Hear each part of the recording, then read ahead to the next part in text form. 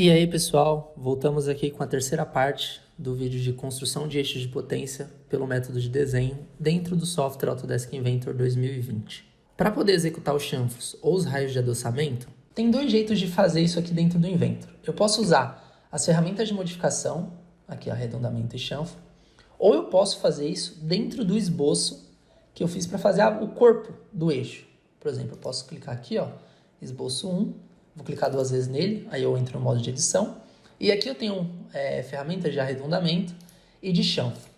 Eu não gosto de fazer isso por aqui, porque se você precisar deletar tanto o arredondamento quanto o chanfro, você vai ter uns problemas. Por exemplo, eu vou mostrar aqui para vocês.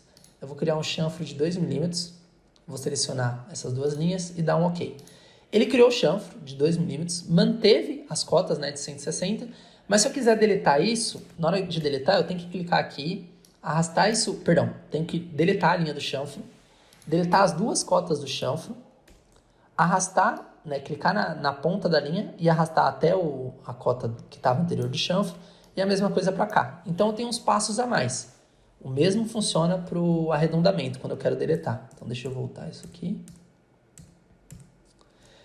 O jeito que eu considero melhor, né, isso por prática, vou concluir o esboço, é usando as ferramentas. Por quê? Se eu quiser deletar o chanfro, eu só clico, por exemplo, com o botão direito no painel e venho excluir. Ou, se eu não quiser ver a operação, basta arrastar essa operação de final da peça para cima da última operação que eu não quero ver. Então, por exemplo, aqui eu passo a não ver mais a operação de chaveta de saída, mas ela está ali, entendeu? E isso é bom para organizar as operações do modelo e é considerado uma boa prática segundo a Autodesk. Então, eu vou voltar aqui, essa operação, e vou criar os chanfros pelas ferramentas de modificação. Então, a primeira que eu vou selecionar aqui é chanfro, e aí eu vou selecionar a aresta na qual eu quero colocar um chanfro. Por padrão, eu tenho as medidas, né, do chanfro iguais, e para essa seção eu vou marcar 2 mm, e dou um aplicar. E aí ele já me fornece um outro chanfro. E aí eu vou clicar aqui na aresta de saída. Eu vou colocar 2 mm também e dou um aplicar. Como as medidas são iguais, eu poderia selecionar as duas arestas no chanfro. Mas eu não fiz isso porque eu quero operações independentes. O chanfro 1 e o chanfro 2. Tranquilo? E aí agora a gente faz os raios de adoçamento. Nesse caso, eu tenho o raio de adoçamento dessa primeira seção que eu vou fazer com 1 mm. Vou dar um aplicar. Aí eu tenho o raio dessa seção que vai ser 2 mm. Dou um aplicar. E aqui nessa seção vai ser 2 mm também. E nessa seção vai ser 1 mm. Lembrando que eu estou colocando 1, mas ele está me fornecendo 1 mm porque o documento tem por padrão a unidade de comprimento milímetros. E dou um aplicar. A ferramenta de arredondamento ela tem uma funcionalidade que a ferramenta de chanfro não tem. Quando eu aplico os arredondamentos, em vez de criar, por exemplo, 4 no caso arredondamentos aqui, eu posso criar uma única operação de arredondamento com valores diferentes para cada aresta. Então vou mostrar isso para vocês aqui, ó. Vou dar um Ctrl Z em tudo. Só até aqui. E aí eu vou vir na ferramenta de arredondamento. E aí aqui nas arestas, ele me diz que para o raio de 1 mm eu não tenho nenhuma selecionada. Eu vou selecionar essa, e aí vou marcar 1 mm. E para a próxima, que seria 2 mm, eu não vou selecionar nessa mesma operação de 1 mm. Eu vou clicar aqui, ó, clique para adicionar. Então você clica, ele adicionou uma operação nova dentro desse mesmo grupo de arredondamento. E aí eu vou selecionar essa aresta, e aqui eu vou marcar 2 mm. Tranquilo? E aí eu volto aqui do lado esquerdo. Eu vou clicar para adicionar, e nessa eu coloco 2 mm também. E eu clico e adiciono mais um. Nessa, só que essa eu vou colocar 1 mm. Tranquilo? Essas ferramentas elas são um pouco mais complexas, tem diversas outras funcionalidades dentro delas. Mas como o nosso corpo, né, o corpo do eixo é simples, eu só vou abordar esse campo aqui. Se você quiser saber mais detalhes, consulta o link da descrição, que lá tem tudo sobre a ferramenta de arredondamento. E aí eu vou dar um aplicar. Ok? E aí ficou todos os arredondamentos do eixo dentro desse mesmo grupo de arredondamento. A ferramenta chanfro não tem essa funcionalidade, porque eu tenho como configurar chanfros diferentes e eles optaram por não fazer desse jeito. Então vamos voltar. Estou usando as ferramentas de visualização aqui. E aí eu vou criar o furo, né? O furo que vai para fixar, para encostar, na verdade, a minha polia aqui na seção 1 de entrada. Para poder fazer isso, eu tenho dois jeitos. Eu posso criar um esboço com a marcação, como se fosse uma punção desse furo, ou eu posso criar a partir da própria ferramenta furo. Então eu vou mostrar isso para vocês aqui. Então eu vou clicar aqui em furo. E aí na geometria de entrada, né, nessa guiazinha de geometria de entrada, o que eu vou fazer é selecionar essa face. E aí na hora que ele cria, você pode ver que ele cria exatamente onde eu cliquei. Só que o que eu vou fazer é trazer esse centro, o centro do furo, eu vou clicar e arrastar ele até o centro do meu eixo em si, que é aqui. Aí na hora que eu solto ele fica restrito já, né? O Inventor já coloca a restrição de centralizado. E a partir disso eu vou colocar as informações do eixo, as informações do furo. E para esse furo em específico eu tenho um furo do tipo roscado e o assento é de escariamento. E aí a rosca, o padrão que eu estou utilizando é ISO, né? ISO Metric Profile. O tamanho é 16, no caso, é a designação de M16 pela classe 6H, que é o padrão que a gente está utilizando para esse eixo. Eu posso usar aqui padrão americano, padrão ISO, mas nesse caso eu estou usando ISO M16, é uma rosca direita, né, de mão direita. E para a parte de comportamento ou dimensões, eu vou colocar aqui que o comprimento total o comprimento total é aqui. Eu vou colocar que é 30 milímetros e ele vai me dar um erro, porque a rosca está maior que o comprimento total. Eu vou colocar que o comprimento da rosca é 28 milímetros. E aqui na parte de escareamento eu vou marcar 18 milímetros, quer dizer que o diâmetro que ele começa o escareamento é 18 milímetros. E o grau, né, o ângulo de escareamento, eu vou colocar 90. E aí o resultado final, na hora que eu apertar OK, vai ser o furo desse jeito. O que eu posso fazer é selecionar o material do eixo aqui, ó. Eu vou clicar nessa parte superior, e onde está genérico, eu vou procurar por aço carbono, que é um aço comum, vamos dizer assim. Ele já aplica a aparência de metal, né? Então agora que eu criei todas essas operações, né, tanto da chaveta quanto os arredondamentos e os chanfros, para finalizar, eu vou fazer um encaixe do anel elástico na seção de saída. Então eu vou vir aqui, eu vou selecionar esse plano, né, YZ, vou iniciar um esboço novo, e agora o que eu vou fazer é criar minha referência para poder fazer o rasgo do anel elástico, né, a operação do anel elástico. Então eu vou vir aqui, projetar geometria, vou selecionar essa parte do eixo, né, e aí eu vou criar uma nova linha para continuar essa linha a partir daqui. Eu vou criar ela até aqui, não tem problema. Clico no botão direito, dou um OK. Agora eu vou criar um pequeno quadrado. Eu vou mudar a forma como o Inventor está me mostrando o desenho para poder ficar mais fácil. Eu venho aqui nessa ferramenta de sombreado com arestas e marco a estrutura de arames. Isso fica mais fácil, eu consigo ver o fundo da peça. Se por acaso você não estiver vendo esse bloco de ferramentas, você clica nessa setinha aqui e seleciona a ferramenta de estilos visuais.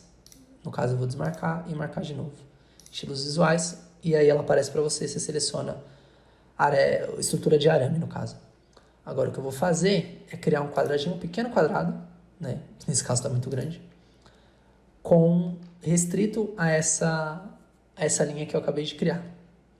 Esse quadrado vai ser o do anel elástico, porque eu vou usar uma linha de centro, que eu vou criar aqui também, para alinhar isso. Deixa eu criar essa linha de centro a partir daqui e dou um OK. Agora o que eu vou fazer é colocar as dimensões desse anel elástico. Essas dimensões elas são padronizadas. Deixa eu até consultar aqui no meu outro desenho, que é esse aqui, eixo de entrada, é isso. No caso, a largura disso é 3 milímetros, né? E a profundidade, eu vou selecionar essa superfície, e essa superfície é uma profundidade de 2 milímetros, ok? Então eu vou voltar lá no meu desenho. A ferramenta que eu usei agora foi a ferramenta de medir. Ela funciona basicamente, você seleciona ela, seleciona uma superfície, seleciona outra, ele dá algumas informações sobre essas distâncias. Então eu vou voltar aqui na minha peça, vou marcar que essa largura aqui é 3 milímetros e vou marcar que essa profundidade é 2 milímetros. E aí, deixa eu voltar mais uma vez, eu preciso ver onde esse anel elástico começa. Então eu clico aqui, e essa distância é 7 milímetros. Dou um OK. Então daqui para cá eu tenho 7 milímetros. Lembrando que, mais uma vez, meu modelo não está totalmente restrito. O que eu posso fazer é aplicar duas restrições aqui. Essa e essa aqui. Perfeito. Agora o meu esboço está totalmente restrito, e aí eu vou concluir o esboço. Vou voltar a minha visualização para sombreado com arestas e vou selecionar a ferramenta de revolução. E aí nessa revolução, o eixo que eu vou selecionar é esse eixo de centro, que ele não está aparecendo aqui porque eu mudei o módulo de visualização. Mas ao fazer isso, eu mudo para a operação de saída, né, o booleano aqui como sendo recortar. Ele já criou o recorte do anel elástico. Eu dou um OK. Agora sim, nosso eixo está finalizado. Com todas as operações, com tudo que é necessário, os raios de adoçamento, chanfros e furos. Uma última coisa que eu gostaria de mostrar para vocês é o seguinte. No começo do tutorial, eu mostrei para vocês que essa seção D, essa seção 3, não estava com diâmetro definido. E aí eu criei um diâmetro D, aleatório, qualquer, só para associar a cota que eu coloquei esse diâmetro com essa medida D. Por que eu fiz isso? Porque se por acaso você quiser mudar essa medida D, vou abrir aqui a caixa de parâmetros, você pode vir aqui nos parâmetros do usuário, que estão bem mais organizados porque só tem um, e mudar essa medida, por exemplo, 110. Vamos supor que o eixo seja desse jeito. Ou seja, 60. Vamos supor que o eixo seja desse jeito. E o Inventor faz todas as modificações necessárias. Manter essas cotas, deixa eu voltar para 90 minutos aqui. Manter essas cotas organizadas, nomeadas de forma correta, vai facilitar seu trabalho, principalmente quando você quer reaproveitar desenhos. Vamos supor que eu tenho um outro eixo que seja parecido com esse. Ele tem 5 seções, chaveta na parte de entrada, chaveta na parte da saída, e tem raios de adoçamento, tem o mesmo layout, vamos dizer assim. Só que as cotas são diferentes. O que eu posso fazer? Eu vou salvar esse modelo aqui, por exemplo, minha área de trabalho, como eixo 1. Salvei como eixo 1. Agora eu tenho um outro eixo que é parecido com esse, só muda as cotas. Então eu vou salvar como eixo 2. Salvar como eixo 2. Na área de trabalho também. Dá um OK. O que vai acontecer é, eu posso vir aqui na guia de parâmetros, né, na ferramenta de parâmetros, e mudar algumas dimensões. Então vamos supor que em vez de, por exemplo, 75 mm, o diâmetro da seção 1 seja 80 mm, vamos supor. Aí eu venho aqui e altero, não preciso fazer um modelo novo, me preocupar com o esboço que eu fiz. Eu só estou alterando, porque eu sei que essa cota D1 é referente ao diâmetro da seção 1. Isso porque o meu modelo está organizado. Se o modelo estiver desorganizado ou as cotas não estiverem intuitivas, você vai ter um pouco de trabalho para achar aqui. E aí fica mais fácil achar essas dimensões pelo esboço. Mas isso aqui podia ser 80 mm ou 85, mas isso podia ser desse jeito. Vai saber. Não tem como saber se é ou não. A não ser que você faça o projeto, é claro. Então eu vou voltar para 75 e eu posso mudar diversas outras coisas. Como, por exemplo, o comprimento.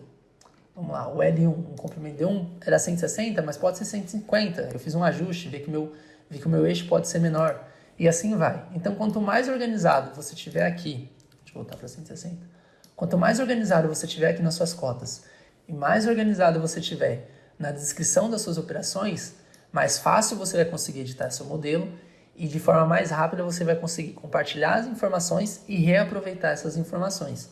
Então, nomear as cotas aqui, né, nos parâmetros, e nomear as operações aqui no modelo são boas práticas a serem seguidas quando você está fazendo projetos em equipe e quando você está fazendo coisas grandes. Porque você pode trabalhar nesse eixo hoje e voltar a trabalhar nele daqui 5 dias. E até você lembrar tudo que você fez, dá mais trabalho do que se você organizar o nome das coisas e deixar tudo bem mais simples para você mesmo que vai trabalhar nele. Tranquilo? Então, com isso a gente finaliza o nosso tutorial pelo método de desenho. E aí agora a gente passa a mostrar o método de projeto, que é bem mais complexo. Eu acho que eu vou ter que dividir ele em algumas aulas, mas ele é o método correto para quando você está finalizando o projeto e aí você quer fazer cálculo, quer gerar relatório, quer ver se seu eixo está dentro das normas e assim por diante. Beleza? Então finalizamos nesse tutorial. Até mais!